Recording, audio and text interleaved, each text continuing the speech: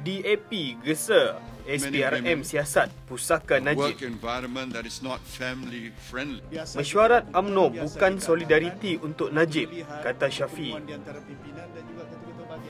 PKR dakwa pinjaman 1MDB, punca CEO M-Bank undur.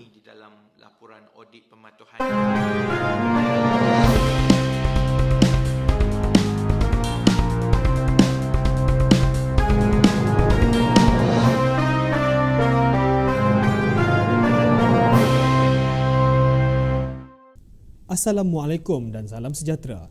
Saya Muhammad Haizal Yatiran dan anda bersama Warta Perdana Kini TV. Berita hari ini dimulakan dengan gesaan pemimpin veteran DAP, Lim Kit Siang, yang mahu Suruhanjaya Pencegahan Rasuah Malaysia atau SPRM melakukan siasatan penuh ke atas kenyataan Pejabat Perdana Menteri berhubung harta pusaka Datuk Seri Najib Razak. Lim yang merujuk kenyataan Pejabat Perdana Menteri kepada New York Times baru-baru ini bahawa perbelanjaan Najib termasuklah perbelanjaan mewah isterinya, Datin Seri Rosmah Mansor, adalah bersumberkan harta pusaka.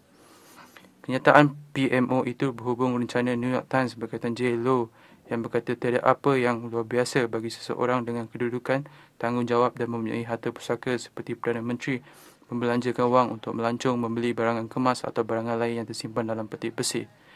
Menurut Lim, kenyataan dalam rencana itu yang menyebut barangan yang tersimpan dalam peti simpanan itu sendiri mewajarkan satu siasatan. Katanya, kenyataan PMO tentang harta pusaka berkenaan juga memberanjatkan adik-beradik Najib. Selain berdepan masalah dengan keluarga, Najib juga berdepan dengan protes besar-besaran yang menuntut beliau berundur pada Sabtu 7 Mac ini. Menurut penganjur protes Kita Lawan, Faris Musa, adalah hak rakyat dan bukannya polis bagi menentukan sama ada mereka boleh berhimpun di hadapan pusat membeli belah Sogo di Kuala Lumpur pada Sabtu ini. Dalam perkembangan berkaitan, Naib Presiden UMNO, Datuk Seri Muhammad Syafiee Apdal, menjelaskan bahawa mesyuarat kepimpinan bahagian parti itu yang diadakan Ahad ini adalah mesyuarat biasa. Katanya, perjumpaan yang dikatakan sebagai solidariti terhadap Perdana Menteri itu hanyalah spekulasi. Well, UMNO selalu mengadakan pertemuan-pertemuan itu pentadbiran pengurusan dalaman parti. Bukan hanya dengan bahagian, dengan cawangan-cawangan. It is nothing peculiar. It is something normal. Biasa kita lakukan, biasa kita adakan untuk melihat pertemuan di antara pimpinan dan juga ketua-ketua bahagian. Ya?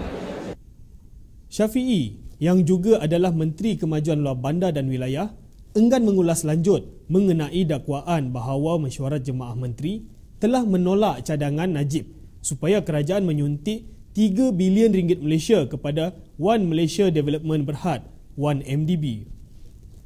Beliau sekadar berkata perkara seperti isu 1MDB adalah sesuatu yang lazim dibincangkan di dalam mesyuarat kabinet. Where do you hear that? Where do you hear that? What is the news? Well, all right, I don't have to answer the question because there's something that we normally discuss the detailed part of in the cabinet. Yeah. Dalam pada itu, Setiausaha Agung PKR Rafizi Ramli mendakwa ketidakaturan dalam pinjaman 2 bilion ringgit Malaysia oleh M-Bank kepada One Malaysia Development Berhad, 1MDB, membawa kepada pengunduran Ketua Pegawai Eksekutif Bank berkenaan dan 2 lagi pegawai kanannya. Rafizi berkata pengunduran itu berlaku selepas Bank Negara menjalankan audit pematuhan ke atas M-Bank dan menemui ketidakaturan itu. Saya menghargai ketegasan Bank Negara Malaysia yang menimbulkan beberapa pelanggaran ini di dalam laporan audit pematuhannya berdasarkan maklumat yang saya terima. Saya juga lega kerana pemegang saham M-Bank nampaknya mengambil tindakan serta-merta selepas risiko hutang 1MDB yang membabitkan M-Bank ini dilaporkan melalui audit pematuhan oleh Bank Negara Malaysia. Pada sidang media yang sama, Rafizi melabelkan Ketua Pemuda UMNO, Khairi Jamaluddin Abu Bakar, sebagai penakut kerana enggan berdebat dengannya berhubung kes liwat Datuk Seri Anwar Ibrahim, tetapi berani menganjurkan program Gejalajah mendedahkan kes berkenaan. Dan oleh kerana pemuda UMNO yang mula-mula sekali cari pasal buat jelajah, kononnya untuk menerangkan kepada rakyat, kalau dia berani buat jelajah, sepatutnya dia berani berdebat lah. Tapi Khairi tak berani berdebat. Dia sekarang ada di Amerika berdebat dengan budak-budak di sana agaknya.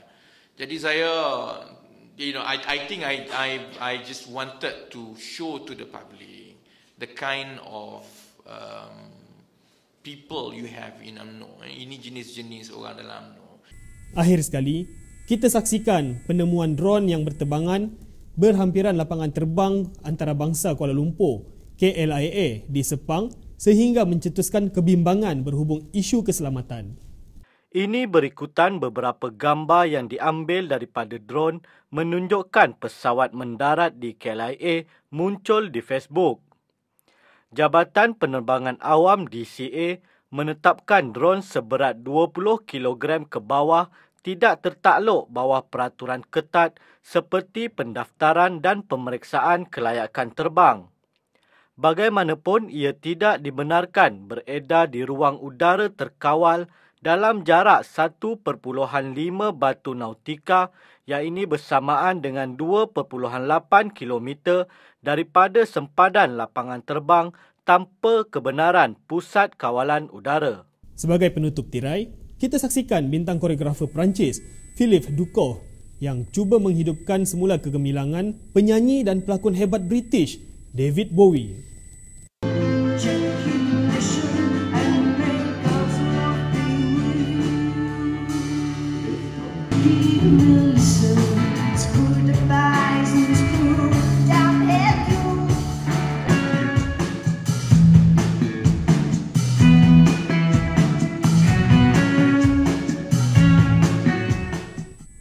Dengan itu, sekian Warta Perdana 3 Mac.